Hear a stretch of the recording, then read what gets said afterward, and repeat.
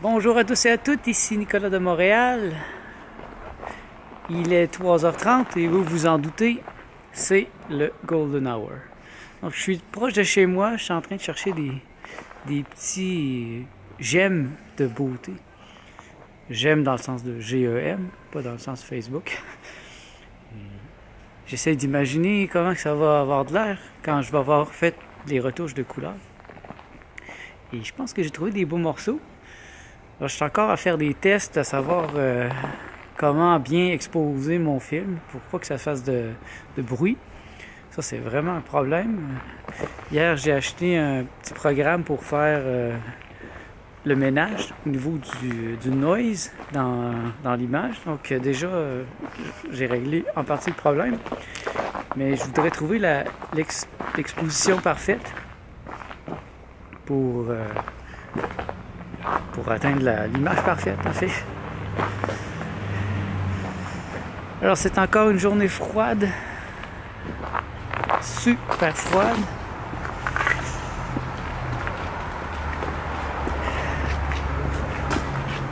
Mais au moins, il y a du soleil. Donc, ça explique pourquoi je reste pas loin de chez moi aujourd'hui. Je pense pas sortir non plus beaucoup. Je vais rester vraiment au chaud chez moi à faire le montage de ce vlog et à lire à propos de ma prochaine diète. J'ai encore de la nourriture à la maison, donc probablement que les premières semaines de janvier, je vais être en transition en fait, c'est ça que je veux dire. Donc il va y avoir un moment de transition en attendant que j'avais plus de l'ancienne nourriture, j'avais plus de fruits secs, des choses comme ça. Alors je viens d'arriver au soleil. Ça fait du bien de voir le soleil. Mais bon, j'aimerais qu'il soit chaud.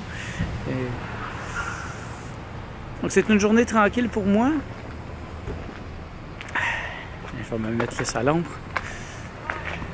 C'est une journée tranquille pour moi. J'ai pas eu trop de travail aujourd'hui, c'est très bien comme ça. Demain, on part pour Québec, donc j'ai pas le goût trop de travailler. Je fais les dernières petites choses avant de partir.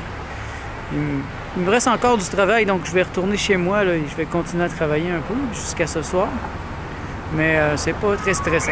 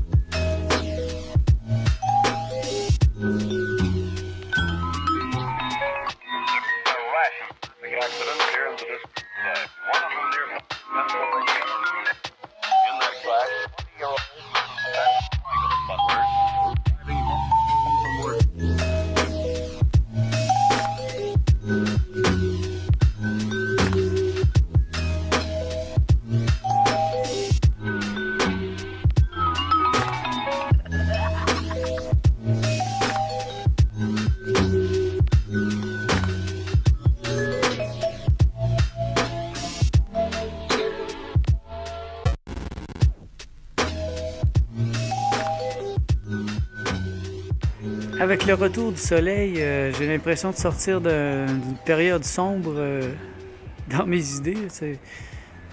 L'automne a été quand même difficile pour moi au niveau nerveux parce que j'avais cette affaire avec mon propriétaire et ça m'énervait. Et j'avais de la colère qui montait souvent.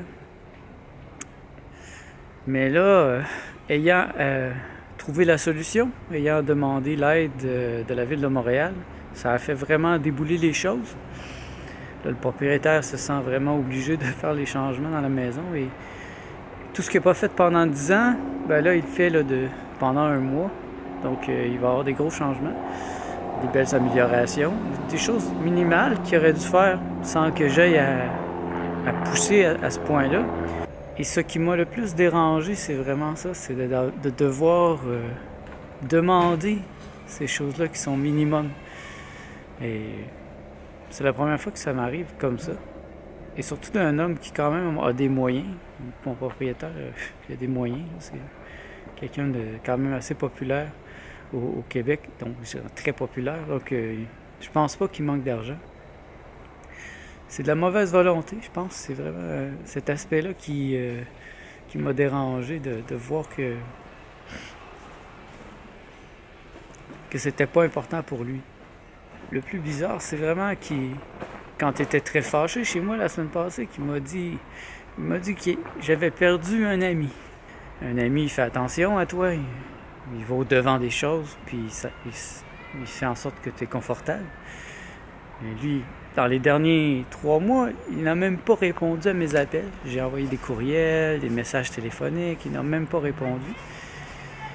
Et pour lui, c'était pas important.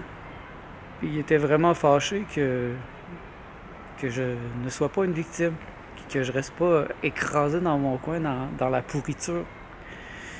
Et ça c'est dommage qu'il y ait des gens comme ça dans le monde.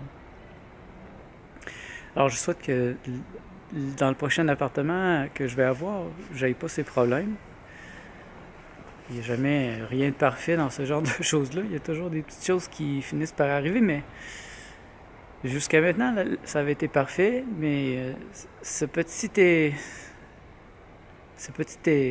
écart de conduite, je peux dire, c'était déplacé.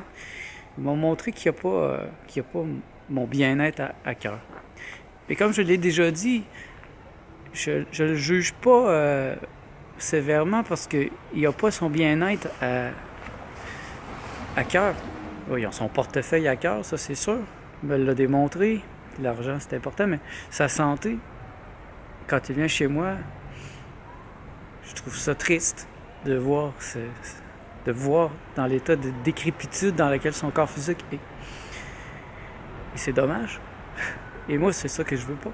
Je suis vraiment dans une vibration totalement différente. C'est ce qui m'invite à commencer le régime de Gabriel Cousin en janvier. Même si c'est difficile, j'ai le goût. Et c'est quelque chose que je veux avoir toute ma vie. Je veux être en santé, je veux pas être gras quand je vais être vieux, avoir de la misère à marcher, développer des problèmes qui ne sont pas nécessaires.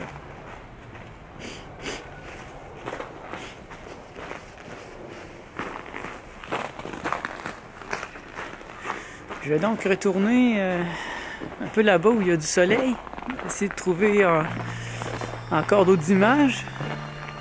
Je vais rester simple aujourd'hui.